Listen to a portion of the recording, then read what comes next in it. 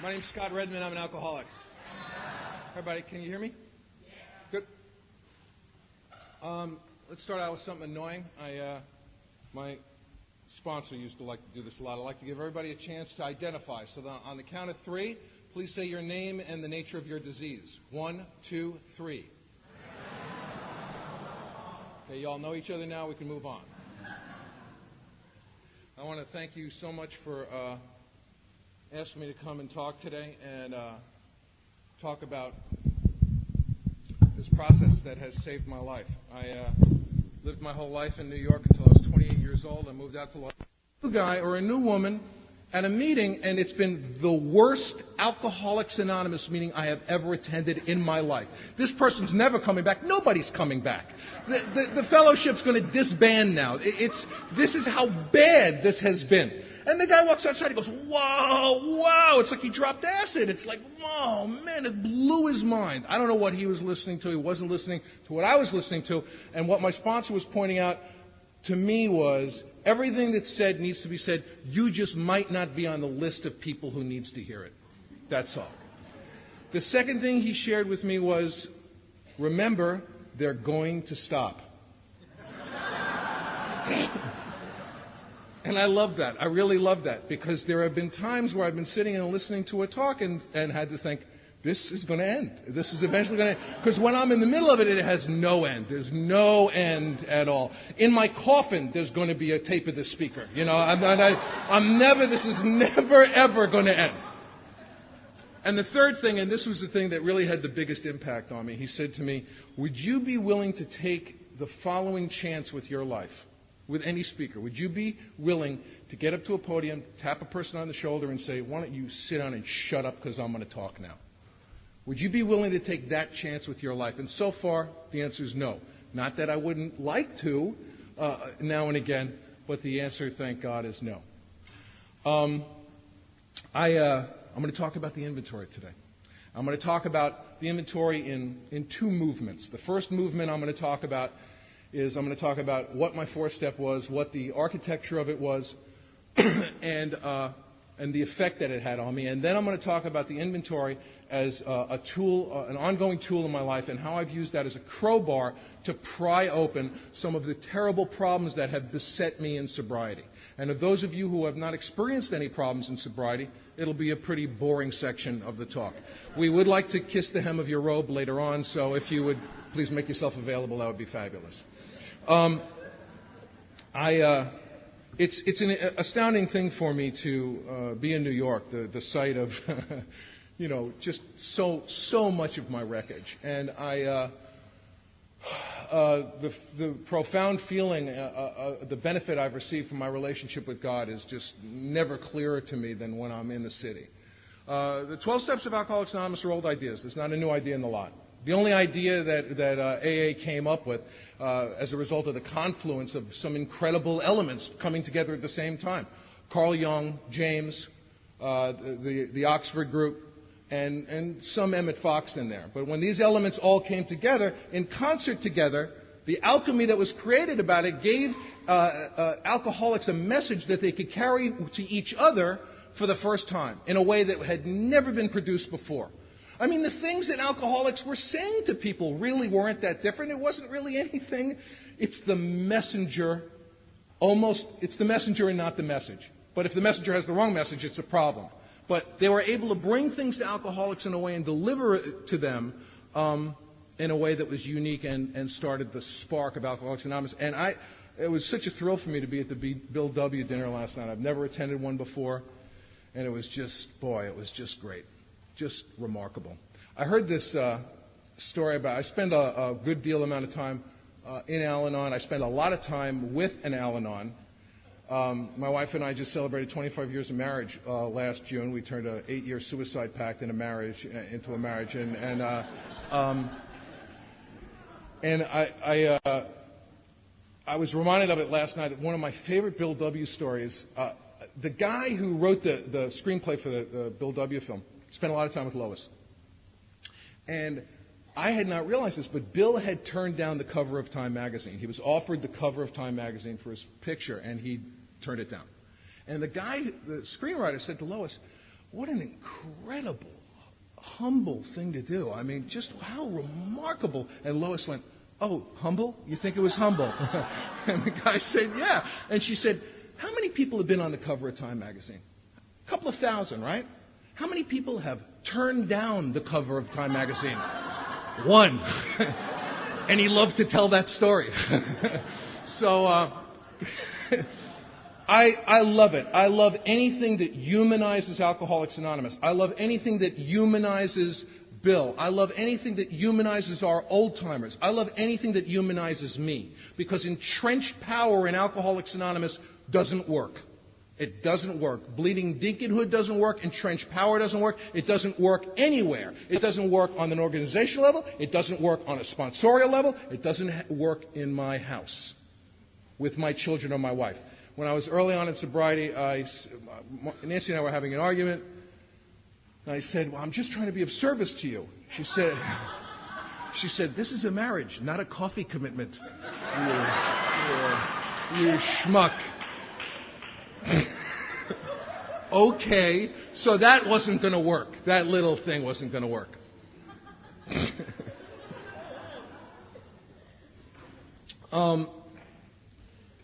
If you know anything about Alcoholics Anonymous history, there was a group called the Washingtonians, which a lot of people in AA talk about. Nobody else talks about them. They were huge because they were a precautionary tale. And if you don't know about them, it's really interesting. You ought to read a little bit about them if you can, because they had no traditions, and that's why they ceased to exist. They were immense. They were huge. They even had Abraham Lincoln speak at one of their commencements. They were a group that started out being all about sobriety, and then they started being about a lot of other stuff.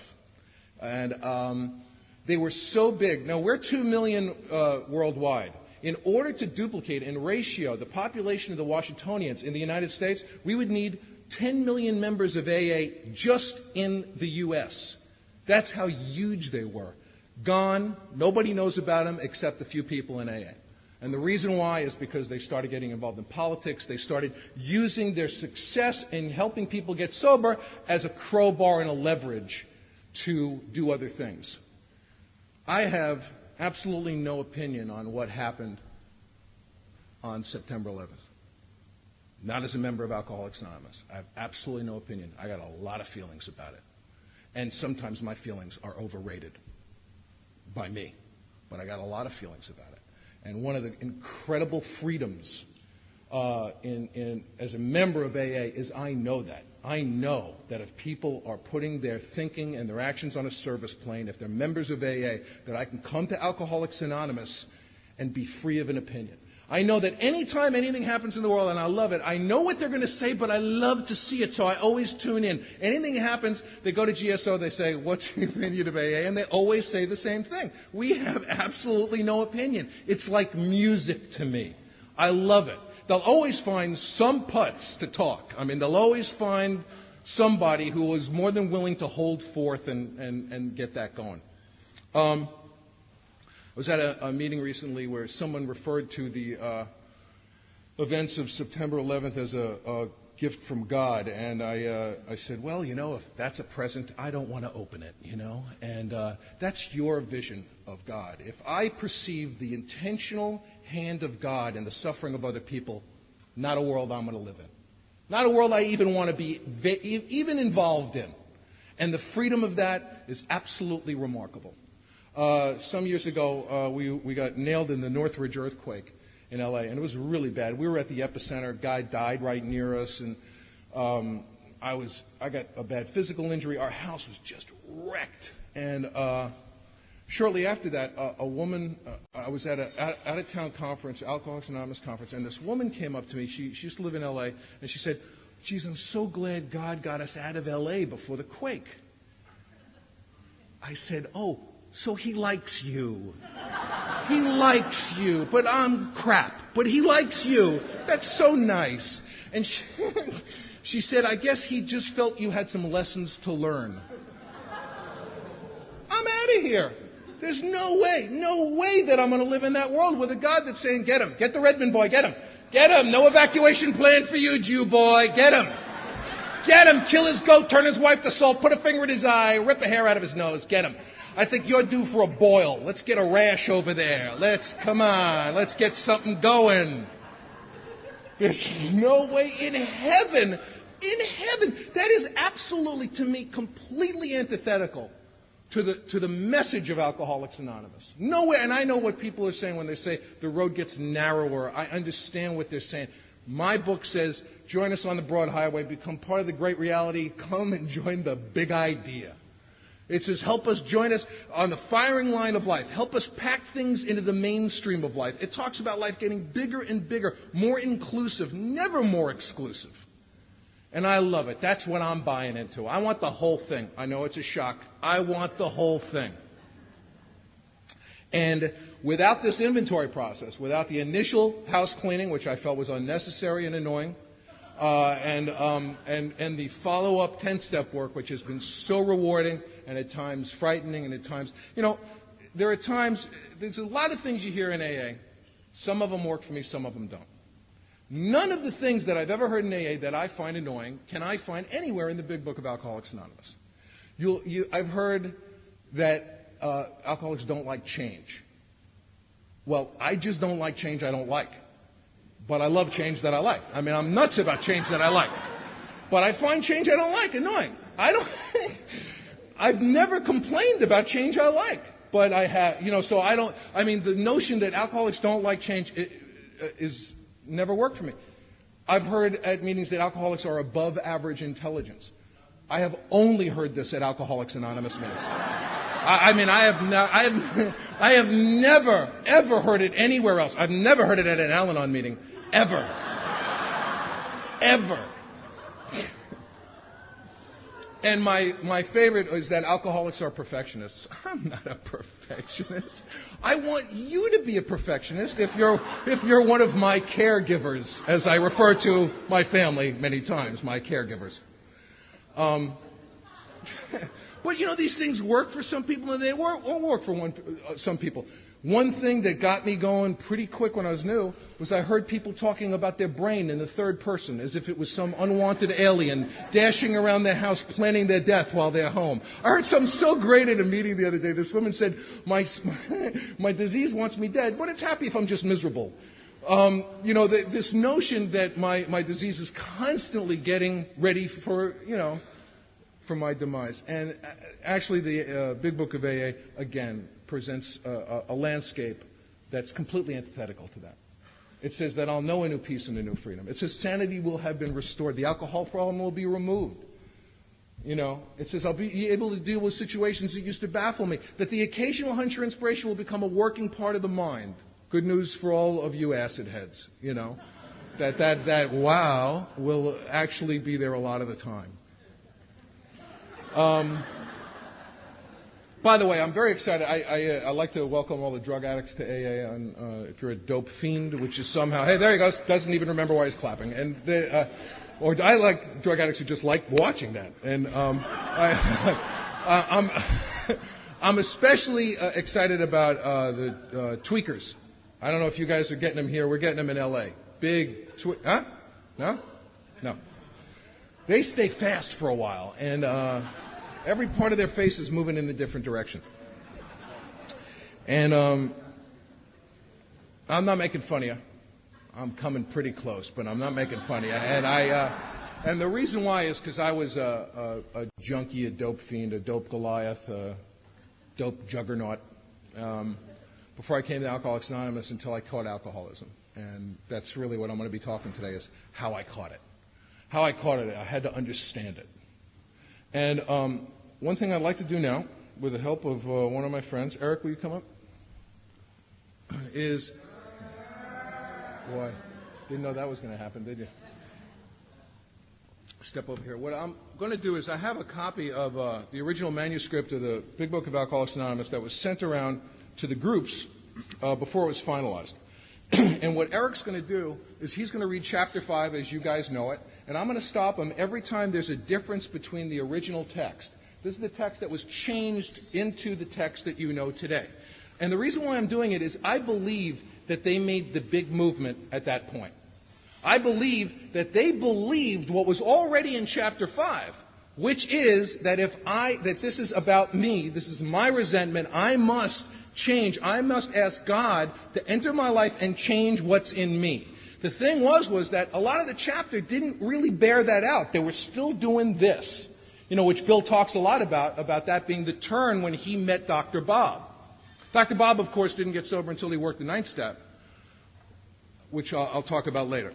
So this is sort of important to me, and I want to, Erica's going to read chapter 5 as it's written today, and then I'm going to stop him every time there's a difference in the original text.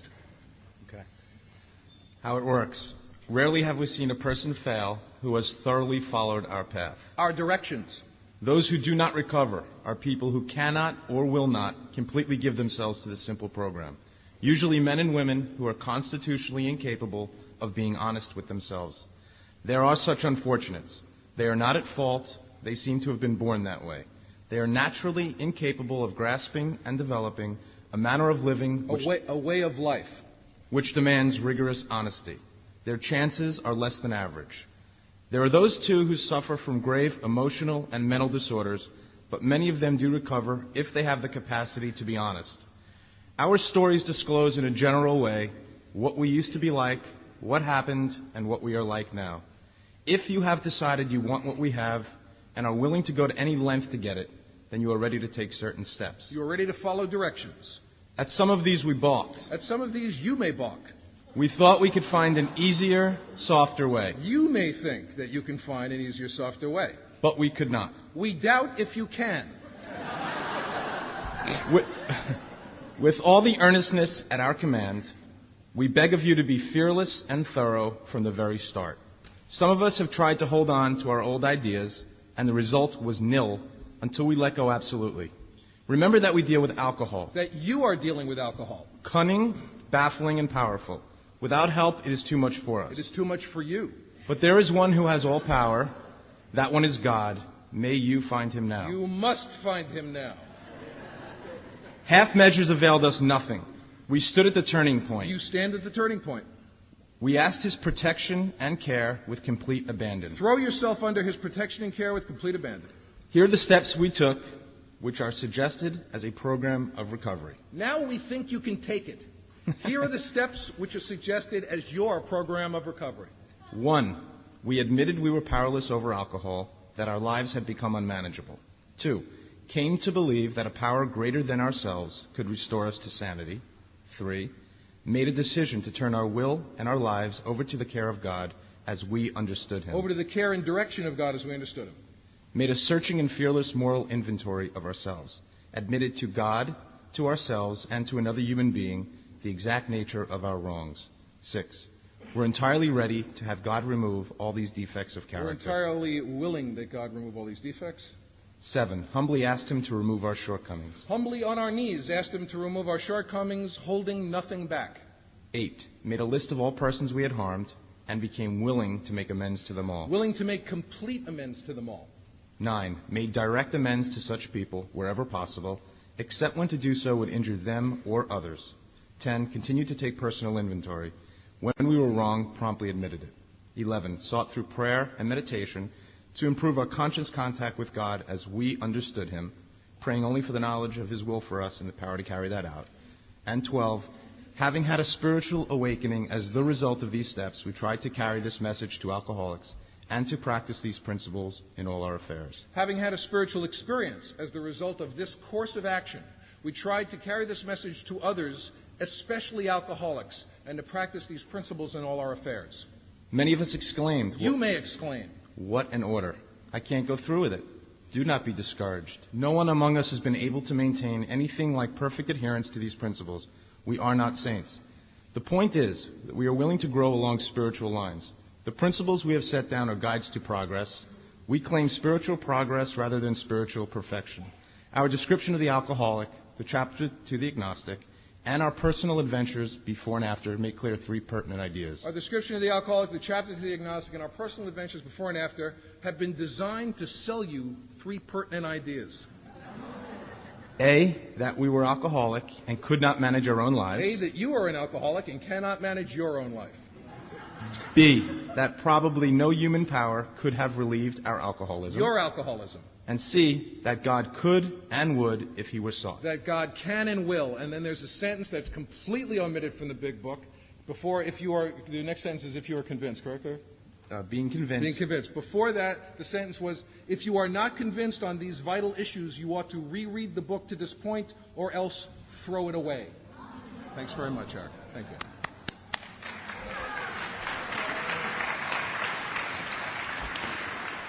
Boy, you hear the salesman there. I mean, the salesmen are working, you know. They're selling car polish. And I love that. Either reread it or throw it away. They probably heard books hitting garbage cans all over the world, you know. I know that was the first thing I checked out with my book. It was the aerodynamics of the book. I wanted to check that out right away. So, obviously, they made a big turn. They put their money where their mouth was. So when I first read this, and I went through it with my sponsor, he said, being convinced you were at step 3. And I said, how the hell did that happen? Where did that happen? Was I out of the room when we did the first 2 steps? There are no written instructions on how to do the first 2 steps in the Big Book of Alcoholics Anonymous. A lot of people do a lot of different things on the steps, on the first 2 steps. They do prayer and meditation. They do writing. I can't see anything wrong with any of that. How could anything that anyone is doing to work the first 2 steps be wrong? The Big Book doesn't give any written instructions on how to take them.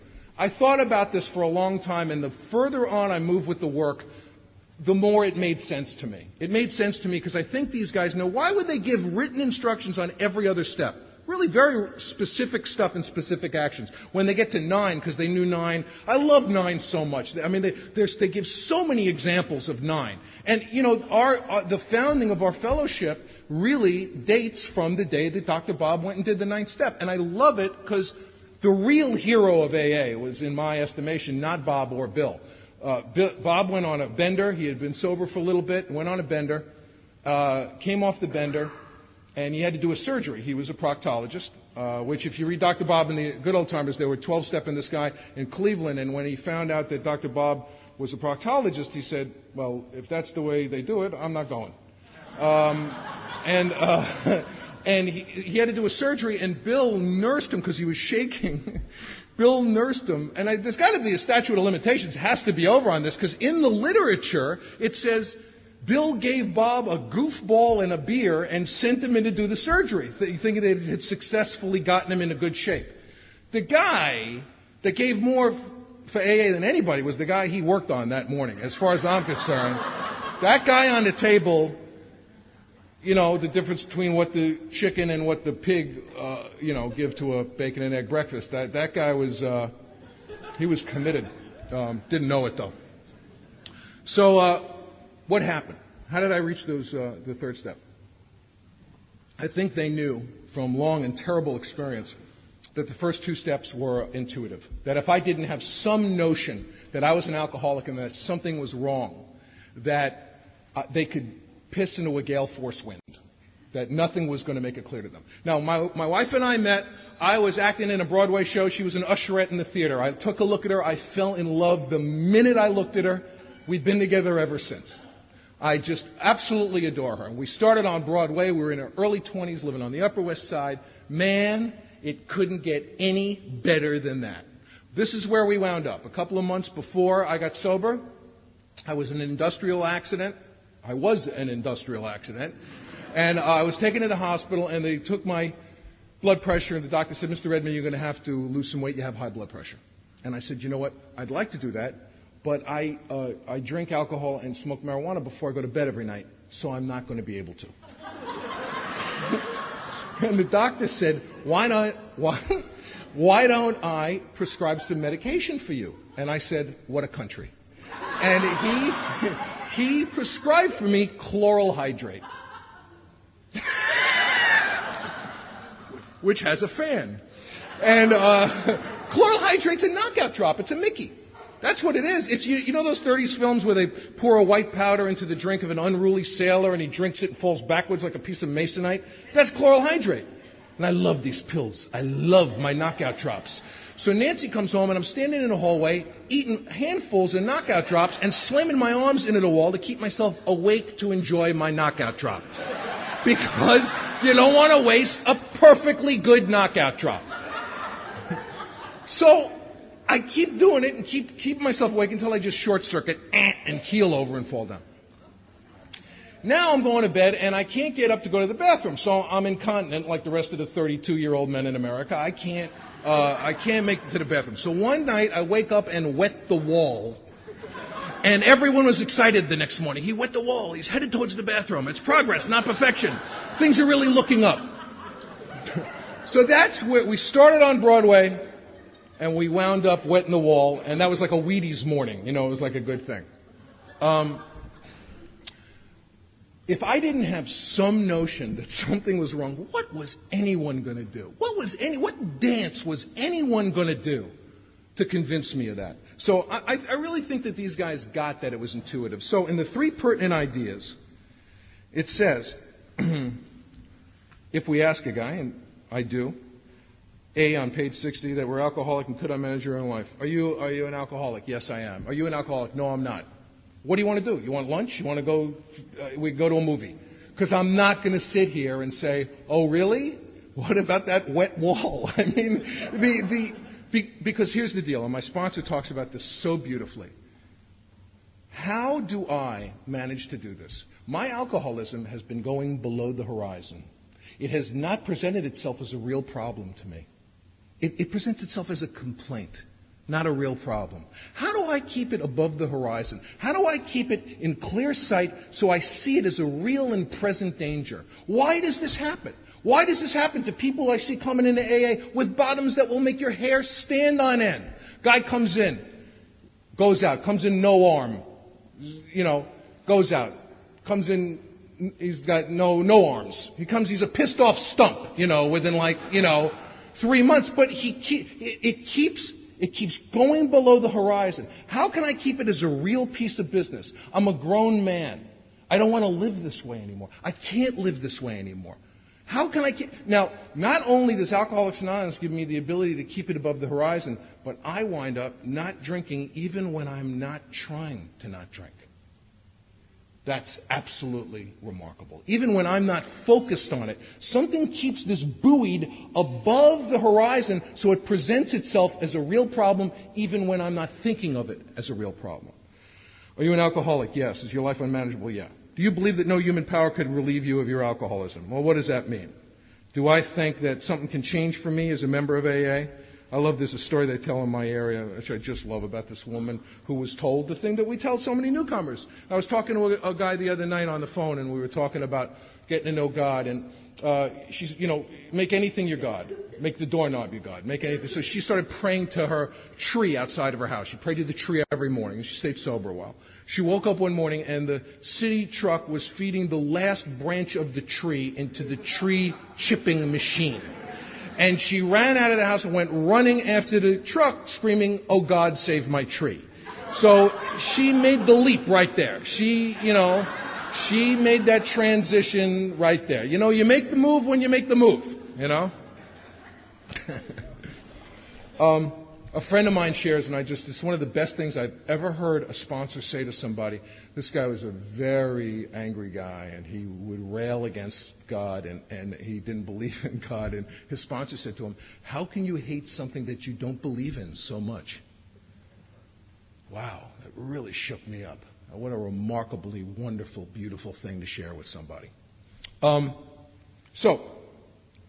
Have I come to believe that a power greater than myself can restore me to sanity? Could restore me to sanity. Not would, not should. I don't get to get an appointment, but that it's possible. Okay? If I turn to page 24, the big book of AA, on the last paragraph, last 2 paragraphs, it describes a certain kind of thinking. It won't burn me this time, so here's how. How did I ever get started again? I'll stop after the 6th drink, or my favorite, personal favorite, what's the use anyhow? Now, there's further back in the book, there's another list of things people say about us. You'd think he'd get sober for her. The doctor said that if he drank again, he'd die. There he is, all lit up again. Why can't he stay off the hard stuff?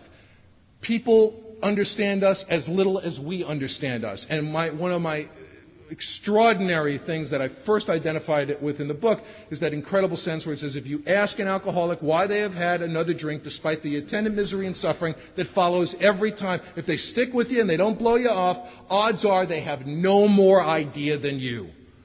boy, I want to tell you, that bankruptcy of knowledge and ability, I was exercising good judgment in other areas of my life. They became precious few as time went on, but I still had a few. And in the area of alcohol, I had this strange mental blank spot. So, if you have when this sort of thinking is fully established in an individual with alcoholic tendencies for me means I've got this allergy. And if you're a drug addict, try some controlled crack smoking. Just fill your mouth up with crack smoke and say, I'm not in the mood, and blow it out. And hats will fill the air, I guarantee it. They don't suggest controlled drinking. I'm glad no one suggested that to me. Sometimes you'll hear in AA, I've heard people say you can do anything in sobriety if you're willing to pay the price. And I can't tell you how much that doesn't work for me. And I'll just tell you why. The conceit there is this notion that I'll be able to pay the price. The conceit there is that I'll be able to do this and not have this real and present danger drop below the horizon again. That kind of bargain it doesn't make any sense to me. Because the one thing so many things in the big book are driven home again and again, not the least of which is you don't know. When people say, well, if I drank again, I would. I don't know. So, once this thinking is established in someone with alcoholic tendencies, they've probably placed themselves beyond human help. Isn't that sweet? They're so nice to us. Probably placed themselves beyond human help. They're very, very nice. And if I go to the first page of chapter 4, it talks about, on that first page, actually the second page of chapter 4, so if you are someone with alcoholic tendencies, you place yourself beyond human aid. It says in the second paragraph, lack of power was my dilemma. I had to find a power by which we could live, and it had to be a power greater than myself. So my only hope for survival is a spiritual experience. That's exactly what this book is about. The spiritual experience is pretty much clearly promised to me in step 12, having had a spiritual awakening, a spiritual experience. And that's what I want to do. That's what I want to do. I want to wake up. I have woken up to my alcohol problem. I don't drink. I don't drink no matter what. I don't get loaded no matter what. But I do a lot of other things that are injurious to me, uncomfortable to me, nagging problems, and I want to wake up to those too. I want to wake up to those too. Some of them I won't wake up to. Some of them I probably never will wake up to. But how can I use these tools to keep them buoyed above the horizon, to keep them as a real and present problem instead of just a complaint? Because once they become a complaint, they become a grinding, constant, nagging, roiling complaint. And one more time, my head's hitting the pillow and it's becoming a rotisserie. It's not a pillow anymore. And my brain becomes too big for my skull. It becomes a little psychological crock pot, and I start going mad. But that's the 10th step. So my sponsor said, are you an alcoholic? I said, yes. He said, is your life unmanageable? I said, yes. And he said, do you think things can change for you as a result of Alcoholics Anonymous? And I said, you know what, I really do. And he said, let's move on. And he read the rest of chapter 5 to me. And we reach page 62. And on page 62, I believe, is the most concise, precise description of the psychological mindset of the savage, uncivilized alcoholic. It says in the second paragraph, selfishness, self-centeredness, that we think is the root of our troubles. Driven. Driven does not mean nudged or influenced. Driven means under the lash of, in slavery to. Driven by 100 forms of fear, self-delusion, self-seeking, and self-pity. I don't know, is that 100? Is that like 25 of each or 100 of each? I don't know. It's a lot.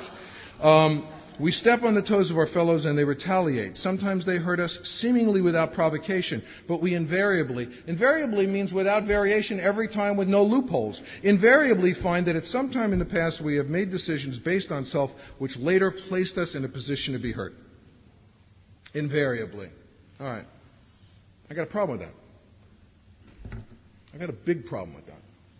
I was resentful against the Nazis for slaughtering Jews during World War II. How did I put myself in a position to be hurt? How could I possibly have participated in this event? How could I apply this unbelievably powerful spiritual tool? This is the spiritual tool that the whole program turns on. It's the spiritual tool that we saw their rewrite of that chapter of the book turned on. It stopped saying you and it started saying I. What is it in me? God's got a magic wand, magic time. He comes and touches me on the head. What poison in me will remove this stuff? What did I do? I was resentful at my aunt for pinning my arms to my sides when I was about 2-3 years old so that I could be struck by my cousin. What did I do to place myself in a position to be hurt? Absolutely nothing. For me, and different people have different opinions on this, it's not okay to do that to a kid. It's absolutely, there's no excuse for somebody to leave a kid physically helpless so he could be struck. For me, that's not okay. I didn't get it. And what my sponsor did was he really pushed me from the boat to the shore. He said, Scott, they're talking about the resentment, not the event. The event's not your fault. The event's not always your fault. A lot of stuff has happened. And I'm going to share, I was talking with somebody earlier. It's something I love to do. I'm going to share with you what was for many years my favorite line in the big book of Alcoholics Anonymous. You can find it on the bottom of 65 and the top of 66. And when I was new, I just used to love to just read this before I went to bed. It starts with, now they're assuming that you're looking at a list of resentments, okay, that you've written, 3 columns of resentments. It says, the first thing apparent was that this world and its people were often quite wrong. That's enough for tonight, and I go to sleep. How fabulous. They didn't really have to write a whole book. They could have just written that sentence, put it on a pillow. And if you're new, don't read the next 2 pages, because you're screwed. Because what they talk about is what I'm talking about right now. The difference between the resentment and the event. Was the event of the Nazis slaughtering? Absolutely not. Absolutely not. Is the resentment my fault? Absolutely, without variation and no loophole every time. And I'm going to talk about the interior of that resentment in a minute and how I managed to get free of it and how I've managed to get free of the stuff that's happened in the last couple of weeks. And it keeps coming up, so I go back to the source and I get freedom again until I get pounded down by it, and then I get it again, and I get it again, and I get it again. I'm just as tenacious about this as I was about drinking. I went back again and again and again and again. And the alcoholic mind, it's a funny thing. You've heard, the phrase alcoholic thinking is the source of a lot of mirth at Alcoholics Anonymous meetings. Everybody, I love newcomer plans. I love reasons to drink. They're my favorite things in the whole world. I have a friend, Larry, who the first time he ever read our book, he got to the first page of chapter 4, which says basically, facing an alcoholic death or a spiritual life is not always an easy decision to make. And he said to himself, well, how bad an alcoholic death are we talking about here? What are we... And a normal person wouldn't think that. Absolutely not. But I still have that kind of thinking. And untreated, my problem will go below the horizon. A couple of years ago, I needed surgery on my hand. And the doctor, I was with the doctor, he said, Mr. Redmond, you're going to need a general anesthetic. I said, general anesthetic? Oh, man, this is great. Normal people do not get excited about general anesthetic. There's no normal person that goes, oh. And I'll tell you why I love general anesthetic. I know that when they hit you with general anesthetic, they hit you with it, they say count backwards from 100. And you go, 100, 99. I love 99. I love 99. And it sounds like some of you love 99 too. The difference is I won't trade my life in for 99 anymore. I won't settle for a nickel today when I could have a quarter tomorrow. I won't live like a loser anymore.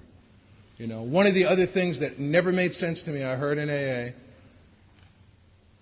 is one of the most misquoted lines in the Big Book of Alcoholics Anonymous for me. It's from the end of chapter 3. I've heard people say, my worst day in here is better than my best day out there. No. No. Well, let's see. I could a pound of cocaine and an all-female jazz band, or a candlelight meeting at Bellevue. Let's see. Let's see. Let's think. Let me try to figure this out. What the book says, what the guy says is I wouldn't trade my worst day in here for my best day out there, because I won't live that way anymore. I won't do it, because his alcoholism stayed above the horizon. He could appreciate it. He knew what's chasing that nickel was going to be. You know? That's an extraordinary thing. So, to me, one of the two great, and this is not good news, but the two of the most precise explanations or descriptions of alcoholic thinking I've ever heard was one from the description, it was from a Kurt Vonnegut book, and he was talking about the Nazi mind. And he said the Nazi mind, and I say the alcoholic mind, is like a perfectly tuned clock that keeps the most precise exact time in the universe and then skips a minute. It keeps the most precise time in the universe for a second and then skips a century. When it works, it's beautiful, it's rhapsodic. And when it doesn't, it leaves gaps large enough to move an entire culture through. You know? How did it happen again? Was I in the room when it happened? How did it happen again? And one of the other extraordinary descriptions of alcoholic thinking, unfortunately, came from a description of Ted Bundy, a famous serial killer. And it's a fascinating thing. When Bundy, if you know anything about his crimes, did horrible stuff, unspeakable stuff, killed a lot of people. And he would represent himself. He was a law student, and he represented himself in court. And he was brilliant. He was really brilliant. And these shrinks and cops and lawyers who had been pursuing him all this time across many states were standing around talking about the guy, and they were starting to admit that when he was in court, they liked him. They found his arguments appealing and compelling. They found themselves sort of like going with it. And one of the shrinks, I think, was one of the shrinks, said, "Don't you understand?" And they were saying, "How does he do it? How does he do it?" And this shrink said to me one of the great things about alcoholism. He said, "Don't you understand? When he's in that courtroom, the only thing that is real to him is his own agony. That is the only thing that is real to him." And what an incredible statement about our self-centeredness. On page 62, the paragraph right after the one that I read says, "We must be rid of this self-centeredness or it kills us." No big thing, we just get to die. They threaten us with death about 5 times in the 5th chapter, but they do it in such an adorable way. It's hard to pick those out. But the first threat of death is right there. My sponsor read to me this section on step 3, and then we reached on page 63 the formal terms of surrender. And if you'd like to join me now on page 63, the second paragraph, why don't we all take the third step together? Okay? God.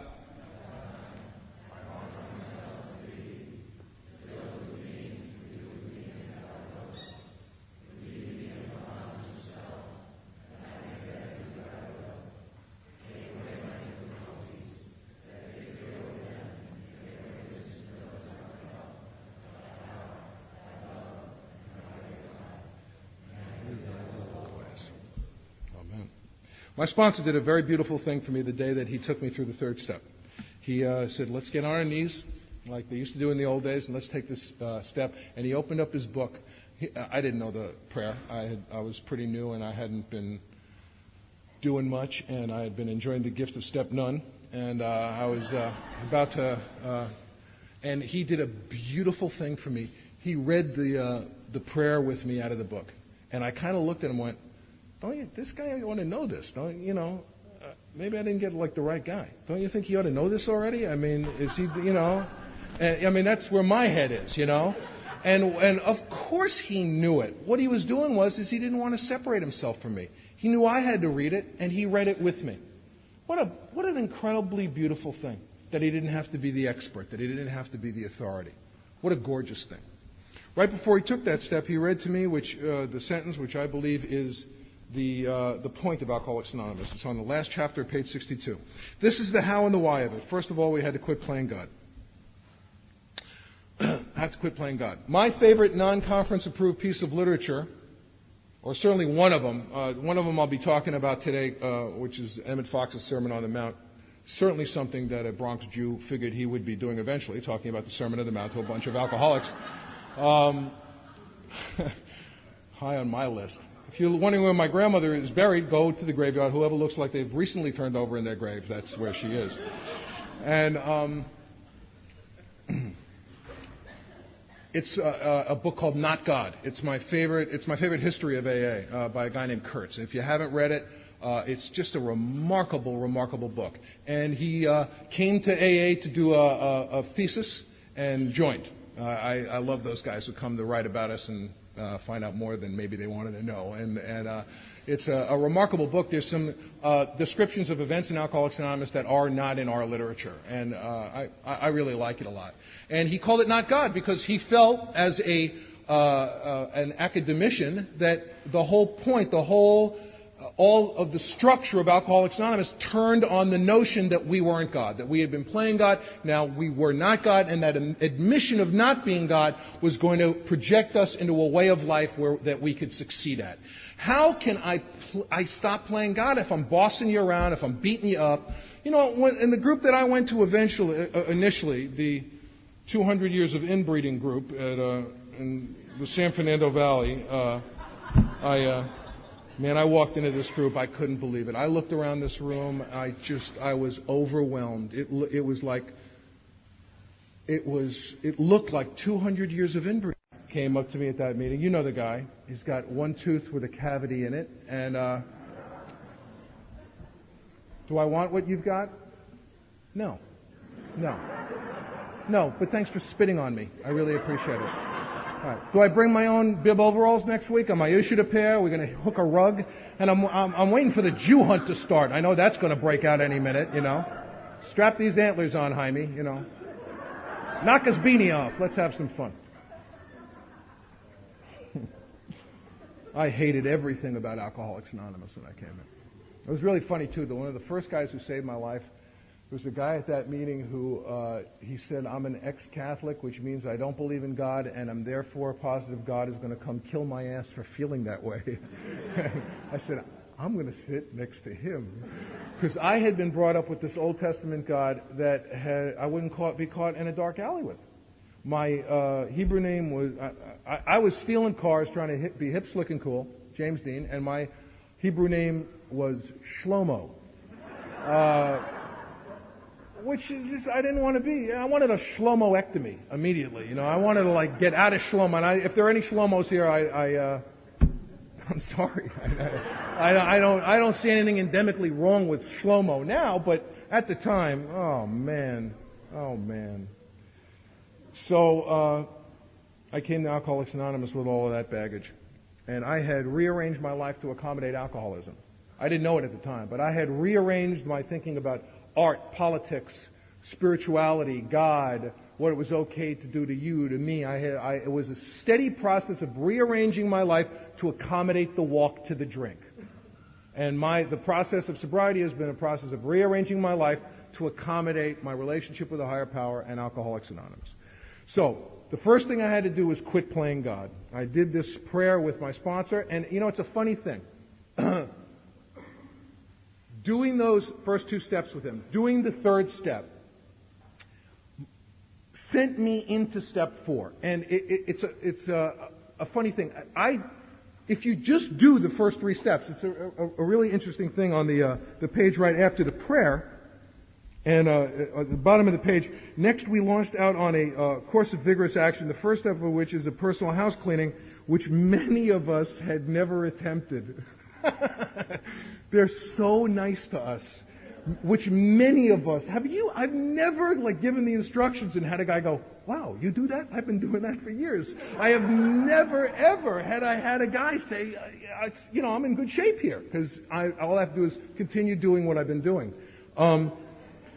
And the language, funny enough, the language in the chapters that are not written to us, like the chapter to the wife, to the employer, and to the family afterward, they're not so nice to us in those chapters. The language is a little different. They're not quite as diplomatic.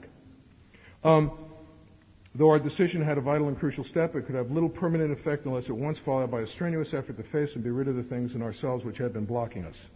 So I had taken the first 3 steps, and I thought I'd gotten somewhere.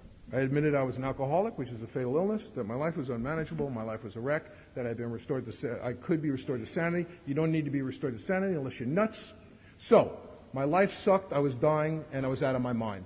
How come I didn't feel any better? Why should I feel any better? Why should I feel any better? Until I started on this strenuous effort to face and be rid of the things in me. And then my sponsor read to me the next pages. I'm asked to write 4 times in 3 sections of the inventory. I went to talk in Houston, Texas, a couple of weeks ago. And I've had a lot of people say a lot of strange things to me in AA. You've already met Ava. If you don't like my talk today, please tell her. Don't tell me, okay? If I didn't come 3,000 miles thinking, oh, I think I could really piss some people off in New York. And because everybody's got their own thing, and I've had, people line up to thank you sometimes, and I've had people line up to, some questions will be like, why don't you die? Which is a question, it's not really what I'm looking for right now. So I went to talk in Houston, and this guy picked me up at the airport. He's driving me to the function I'm talking at, and he says to me, I'd like to talk to you after your talk tonight. And I heard something in his voice. I said, why? It sounds like you want to teach me something, which I don't mind learning unless, he said, no. He lied to me. He did. And what he wanted to do was he wanted to debate the inventory process. That's what he wanted to do. Now, I don't mind ideas. I don't mind sharing ideas. I'm not interested in that. That's not a compelling, appealing thing to me. And that's not what I'm trying here to do today. I guarantee you what I'm going to express about the inventory, you've heard a lot of different things. You've done different things. You might even find yourself going, but what about you missed? I probably have. Again, I don't know how you should do this. I just know how I have. Okay? So I'm going to talk about the first section first, the section on resentments. Let's go back to the Nazis, because I just can't get away from them. I'm resentful at the Nazis. It asks me to write 3 columns. I'm resentful at the Nazis for slaughtering Jews. What does it affect?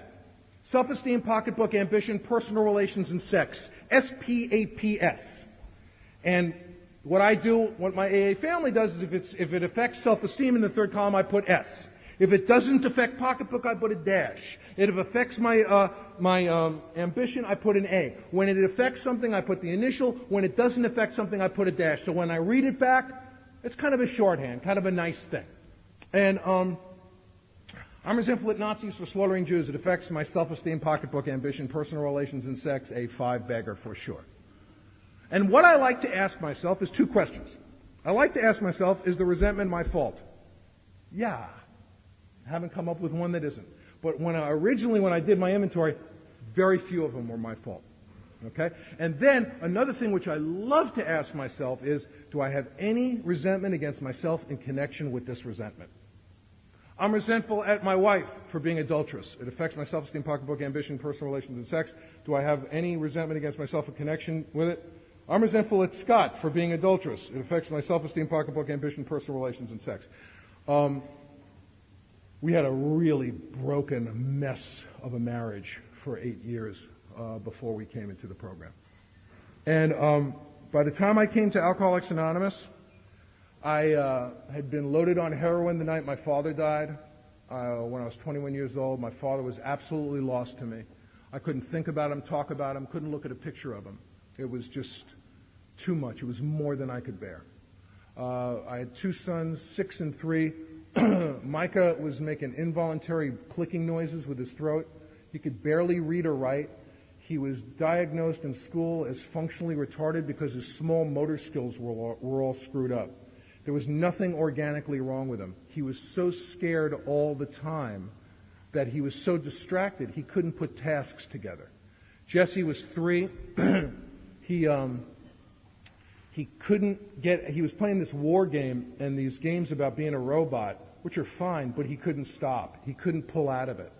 And the conceit with these games, the feeling of the people in his preschool, because my kids were in a very, very expensive preschool that they were being asked to leave every week for non-payment, but I had to have them there because if the middle's rotten, you just got to try to dress everything, you know.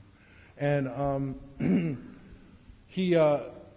the conceit there was that it hurt too much to be a person, that being a robot was much safer than being made out of flesh. Being made out of iron was better. And he couldn't stop playing this war game, and the feeling again was that the war that he was fashioning in his head was vastly preferable to the war that he was caught in the middle of. Because if you get in between me and the drink, you're going to vanish.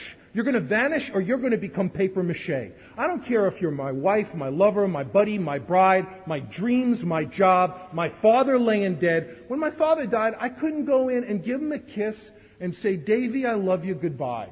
I couldn't. Because I was so self-centered and so radioactive that my father's corpse was just an emblem of my failure and my disgusting behavior and a lot of bad breaks and misunderstandings.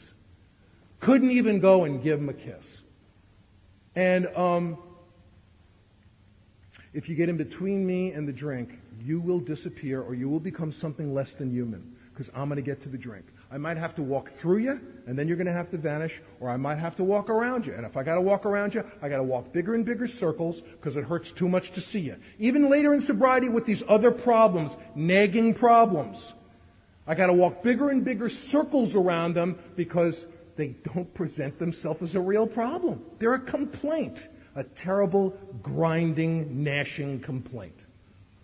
And how much disappearing, how much vanishing can a baby bear until the baby believes what they're being taught, which is that they don't exist? And I want to tell you something, but I don't put any premium on children as a learning tool. I've heard people hit their bottoms and have that moment of clarity because they let their favorite houseplant die. I've heard it where people have been abusive to their pets, and that was when it became clear to them that they had gone completely over the top. I put no premium on children in that way. I don't care. It doesn't matter who carries the message. And that's the condition I was in when I came to Alcoholics Anonymous on April 22nd, 1985. I knew what the problem was when my dad died. The problem was heroin and needles. I had been loaded on heroin that night. I knew that was a problem. And I knew that the solution was all I had to do was never put a needle in my arm again, and I wouldn't be the guy who couldn't show up that night for his old man. And on April 22nd, 1985, I put a needle in my arm again. Why? Why not? It didn't present itself as a real problem. It was just a complaint, you know. And I called my therapist in my 18th year of psychotherapy. I was going to be dead, but I was going to understand it. And I'm not putting therapy down. Therapy is great stuff, except as a treatment for alcoholism, it was a complete disaster.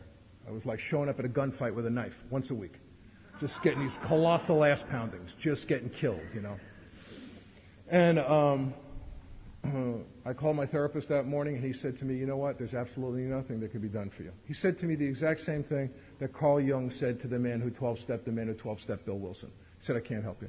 The only thing I can suggest is you attend a meeting of Narcotics Anonymous, Alcoholics Anonymous, or we have you institutionalized. And why I didn't go to the institution that day, I don't know. Why I went to AA that day, I don't know.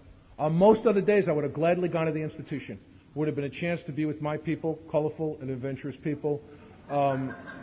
And I don't know why I went to the AA meeting, but I did.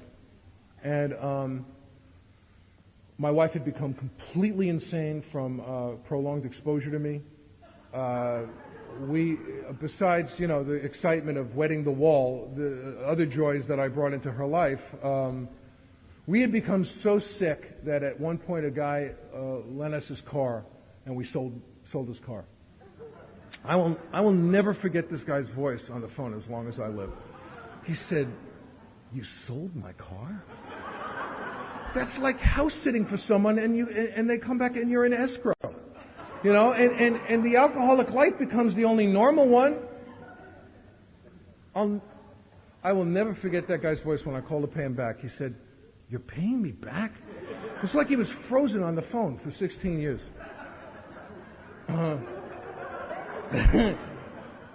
And this is the baggage that, and I had suffered from chronic success. I had failed upwards for years.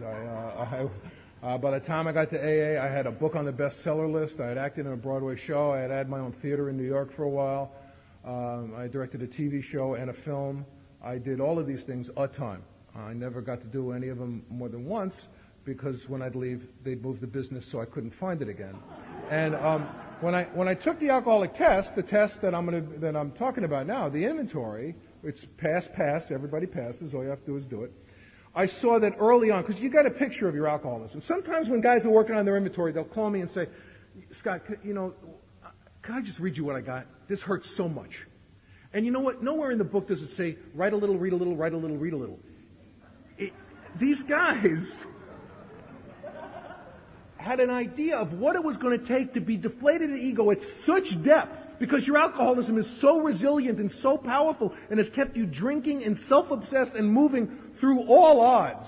All odds. Alcoholism, you can't treat alcoholism with therapy. Therapy is wonderful. I've used it for a lot of things in sobriety. The conceit of therapy, which is not a pejorative term, it's just the technique, is to examine something until it unravels. That's what most therapy is based on. To free associate, shine the light, uncover, discover, and unravel. It works. But with alcoholism, now, let's say a neurosis is an unfortunate and unsatisfactory resolution for anxiety. Let's say that's, for our purposes today, that's a good definition of neurosis. All right? In other words, your solutions are worse than your problems. Familiar? And if you're new, very familiar. Love to know your plan. Maybe one more dope deal to set yourself up financially for sobriety. Could be. Who knows?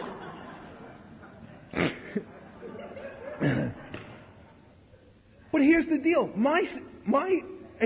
I could treat that with therapy, but alcoholism is too efficient. Alcoholism produces anxiety and problems at it's so efficient. It produces it at such an unbelievable rate that there's no way for the therapy to keep up with it. The therapy is not as efficient and doesn't work as concisely or quickly as the alcoholism. So for me, treating alcoholism with therapy was a disaster. Because I had good therapy. Doesn't matter. Doesn't matter. Absolutely doesn't matter.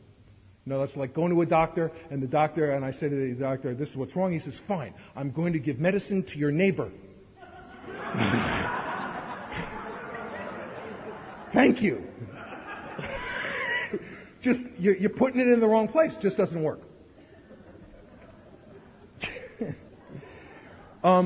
So that's what I came to Alcoholics Anonymous with on April 22nd, 1985.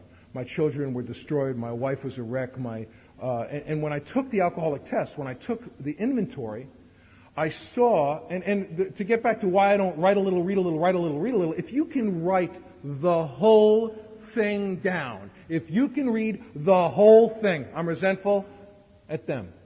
I'm resentful at me for resenting them. I'm resentful at them for watching me resent them. And I've had sex with all of them. Right? and I'm scared of all of them. What does that have to do with alcoholism? It is alcoholism. That is the spiritual malady that plucks us away from any opportunity to really and truly be profoundly helped by conventional means. That is the bizarre third element, the spiritual agony, the spiritual tapeworm, the cancer of the soul, the thing that I didn't understand, that plucks us away from being helped by a lot of very well-meaning people, members of the clergy, psychologists, psychiatrists, and medical people. And so what does it have to do with alcoholism? If you're new here, it is alcoholism. It's what I understand is alcoholism, and it's the thing, if you don't want to stay here and become part of the frozen chosen, although I judge no man, but people can be around for a long time and stay pretty pissed off. And that's that's okay. It's just not something, when I came to Alcoholics Anonymous and people said, shut up, you're a moron, sit down, don't say anything, I said, oh, just like home. I knew, instinctually knew that that's what I didn't need that. I really didn't need that. It reminded me, if you take the two lists of the kinds of thinking that I described earlier, if a certain kind of thinking becomes established, what's the use anyhow? That's the kind of thinking my children had. They had alcoholism. My wife had alcoholism. What's the use of it anyhow? My kids either gave up or they became pointlessly aggressive en route to a goal that was unattainable because everything would fall apart. No matter what was said, everything would fall apart. In chapter 2, it talks about the warped lives of blameless wives and children. And I'm not just talking about wives and children. I'm talking about lovers. I'm talking about friends. I'm talking about family.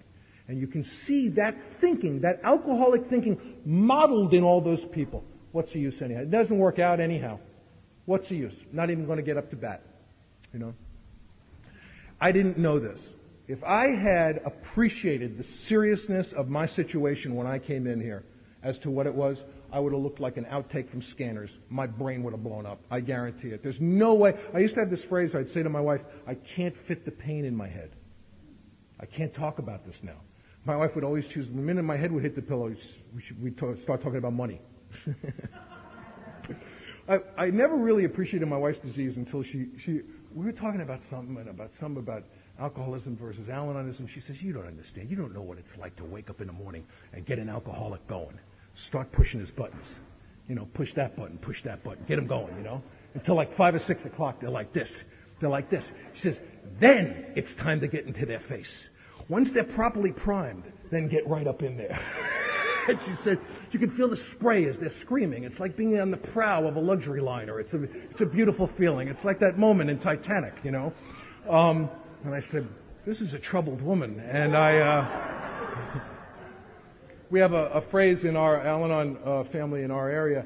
People, one of the nice ways to deal in a relationship is in the midst of some heated exchange, one could say, you could be right. We're encouraging. You know what? You could be right. So Nancy and I was early on in the program, and we're into something in the car, and she said, honey, you could be right, but not today. Not today. Maybe sometime in the future, I know, but today's not your day. So it's time for our first 10-minute break. We're going to come back and charge into resentments.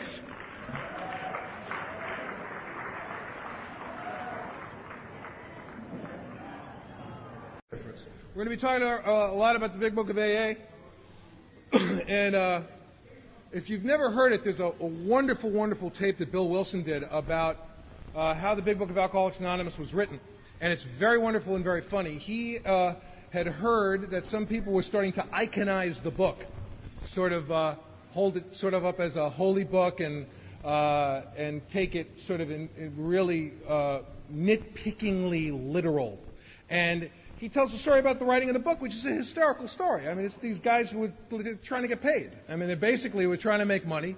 They were selling stock certificates in a corporation that wasn't incorporated.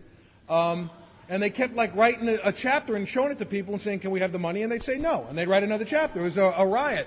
And one of the descriptions, if you get a chance, in AA Comes of Age, there's a wonderful description, probably my favorite description of Bill sitting down and writing chapter 5. They had written the first 4 chapters, and then he got together with a bunch of guys, and there was no formal 6-step program that was like on a sheet that they had been using. He sat down with a group of guys, and they boiled down what they had been doing in the Oxford group to basically 6 steps. And they said to Bill, you're going to have to write this thing now. I mean, the time has come. You're going to have to write how it works. So he went off to actually codify the thing and write it. And this is just, it's so perfectly AA. After he finishes it, one of his guys comes over with a new guy with 90 days, and Bill is, of course, flipping out. He's written this thing. He wrote the 12 steps. And he shows it to them, and they start picking it apart. The new guy's going, I don't know. And it's just such perfect AA that, this guy with 90 days is busting his chops about the first draft of Chapter 5. So I love that. And I try to remember that anytime I start to iconize the book, because it's not a good idea. I had sponsored a guy some years ago.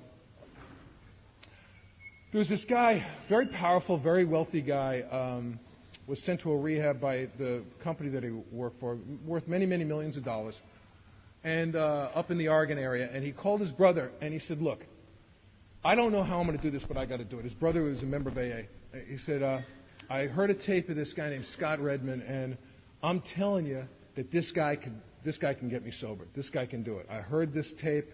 I don't know how I'm going to find him. I don't know where he is, but I got to find a way to get to this guy, and I'm telling you everything's going to be okay. And the guy on the phone said, you're a moron. Scott Redmond's been my sponsor for 10 years. You've eaten dinner with him 20 times. You stood next to him at my wedding. You're a schmuck. You have the mind of a chicklet, and you're an idiot. And didn't have a big problem getting a hold of me. And you know how long I kept him sober for? Exactly no seconds at all. And he started a terrible journey of drinking, and he had incredible resources. He was sequestered. He signed his money away to be sequestered on a private island in the Caribbean to keep him from drinking. And he stayed sober until the day he got off the island. I mean, it was that story. But it was an incredible thing to watch because this was in the hands of somebody with unbelievable resources. And he'd always get it. I got it. Like I got the Scott Redmond tape, you know. He calls me one day. He says, I got it. I said, what? He says, come over. I came over. He's got there's about 500 or so copies of the original big book. The big book, first printing. They cost a lot of dough. There's a couple of hundred of them still around. He got one. Mint condition, $7,000. He's got it. I got it. I look at it. I said, it looks like it's never even been opened. It's perfect. He says, yeah. I said, oh, so you got the loser book.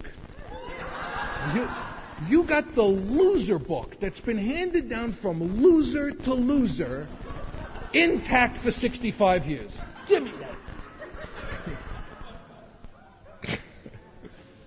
Can't keep you sober.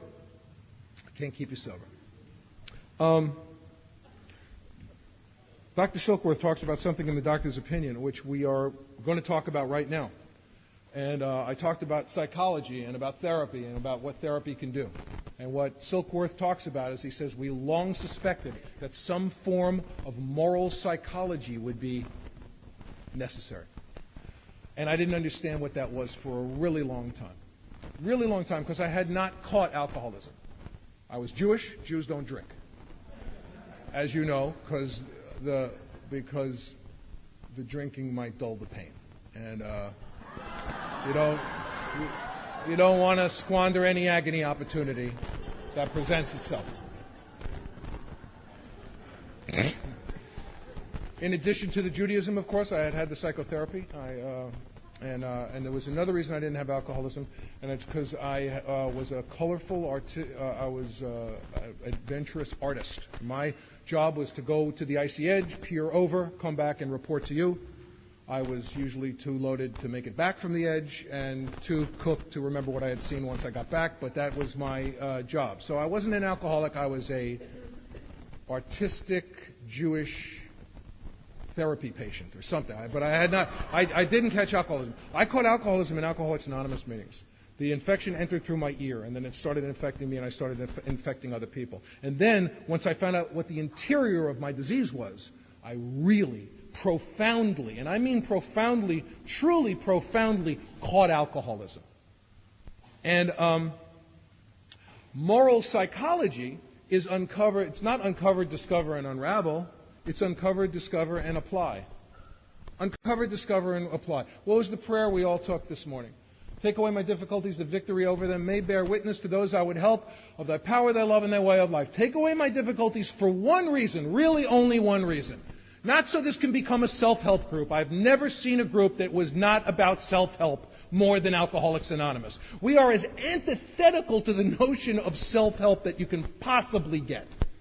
Take away my difficulties so this column of human sewage can get into some kind of position to be of some help to another human being and take a step out of self. That's the whole purpose of it. And a lot of people, the recovery industry for years was sending non-alcoholics to Alcoholics Anonymous. We're getting it again, especially in California, because they've decriminalized a lot of stuff. And there's nothing wrong with that. I got no beef with that at all. It created a lot of good 12-step opportunities for me. I don't. But what happened in a lot of sense, and what's happened with 12-step culture that I've seen a lot, is it used as a self-help as opposed to Uncover, discover, and apply. Apply it so I can be of some help. My father was dead. I couldn't love him. I couldn't kiss him. I couldn't show up for him. How am I going to get into some kind of position to be of help to someone who's done the same thing? How am I going to be of some help to someone who has been abusing their children? How can I do that? How am I going to? I don't know. I don't know. I would come to meetings sometimes. I wouldn't even hear a passing reference made to God, the big book of the steps. All I would hear about is issues and boundaries, which is there's nothing wrong with that. But you've got to stay sober to have an issue or a boundary. If you stay sober, you'll have an issue and a boundary. I guarantee it. But it's the not drinking part that's a moose. If it was not for the not drinking part, we'd be a much bigger organization. I guarantee it. But this not drinking thing is a real pain in the ass. So sometimes I've heard people say, this is not about not drinking anymore. I want to tell you, I'm 16 years in. This is absolutely 100% about not drinking. 100%. One of the nauseating things at that first couple of meetings I went to was everything was a miracle. I'm a miracle. You're a miracle. The furniture and coffee are miracles too. Miracle. I got a miracle for you. Well, the miracle is without the central miracle in my life, which is when I want to drink, I don't. When I want to drink, I don't. Makes all of the other miracles possible. The central miracle of alcoholism. It's like it's the beautiful mirror of our service structure. If you take a look at the booklet on the pamphlet on the 12 concepts in GSO, the rank and file, it's the most bizarre corporate structure you'll ever see in your life. The trustees are the bottom of the pyramid. You can't get lower than trustee in Alcoholics Anonymous. And you can't get higher than child of God.